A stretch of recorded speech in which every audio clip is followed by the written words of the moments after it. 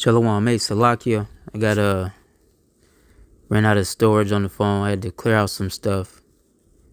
It clipped the video. So we gonna pick back up where we was.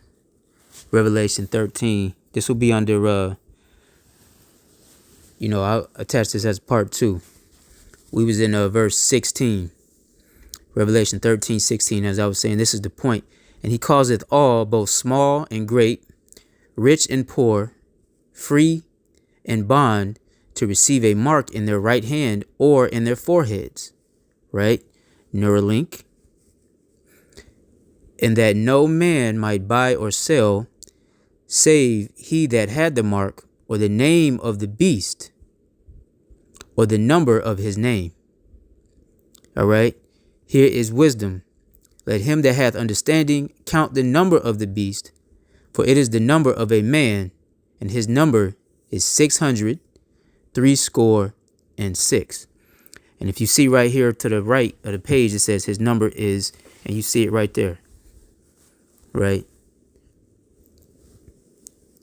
So, again, remember we went into what image means, right? Icon, to be like, right? Your culture, your morals, all of that. Okay? Your way of thinking, your line of thought, your world perspective, all of that means to be like. Your actions. So that's what they mean when they talk about the image of the beast. Okay? Now, I want to show y'all this article real quick. I think this is going to be titled, Watch Them CEOs, right? And this is from the Glass Almanac, right? And you see these big names, right? Elon Musk, Bill Gates, Mark Zuckerberg, and Sam Altman agree. The days of smartphones are numbered, right? You only got one that disagrees. Tim Cook disagrees. So what are they talking about? And notice I said when I read that, the bottom of that verse, or in their forehead, I said what? Neuralink, right? Well, who's the top name on here? Huh? Who's the name directly after that? You see that? This guy, the gates of hell, as the Elder Yashawamba calls him,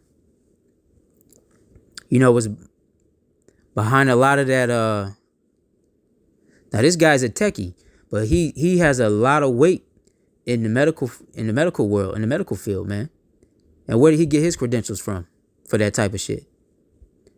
Now buying up farmland and getting into food crops and all of that. Right? So you gotta watch these guys, man. And then we see here this Zuckerberg, all the social media, right? And they even merged Facebook and I think it's IG or something. They merged. I remember they merged a couple of them companies. Now, see, it's no longer called Facebook. It used to be Facebook. Now it's called Meta. Right? And I believe the Elder Apostle Tahar brought this out, that when you go into this word forehead right here, let's grab it real quick. I believe it's metapon, if I'm not mistaken. Foreheads, yeah. Oh, metopon, right? But meta, that's right? The space between the eyes, the forehead, you see that? Damn. Go into the root word. It say meta, forehead. See that? It says with, after, behind.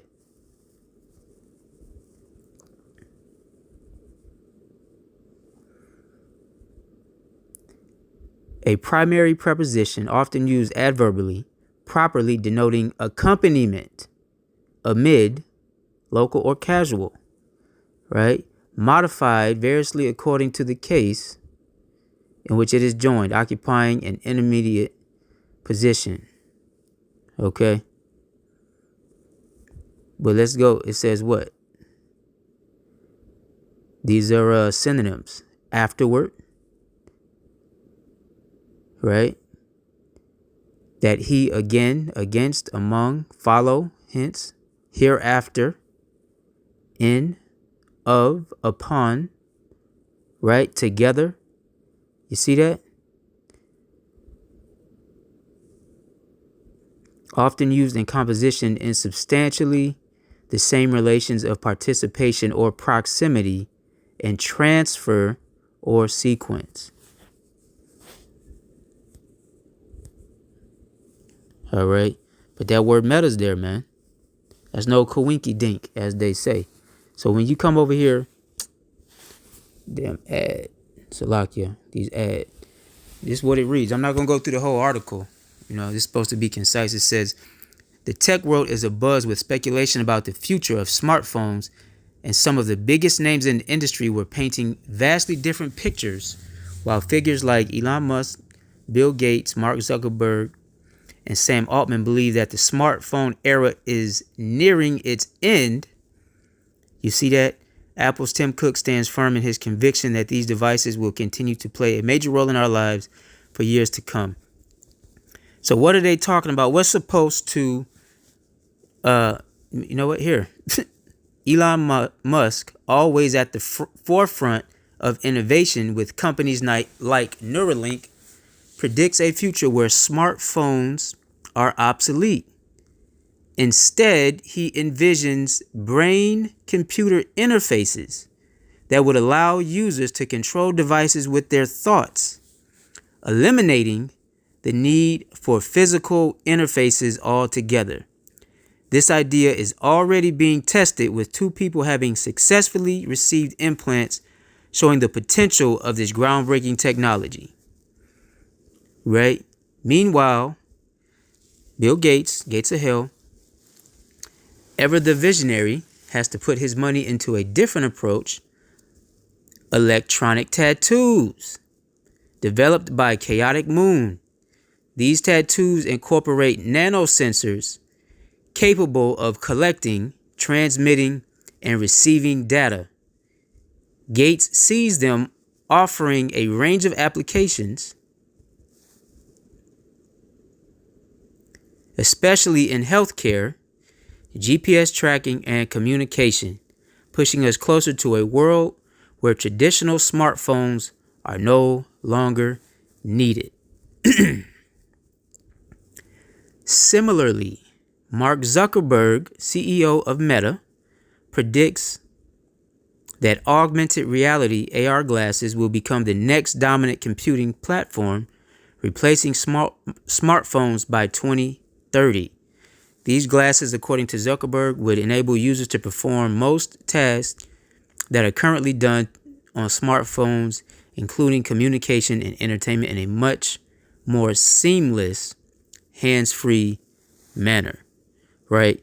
We don't got to read Tim Cook's little position because it says he's against it, but I believe he is set up to be opposition. Right? These guys run in league with each other.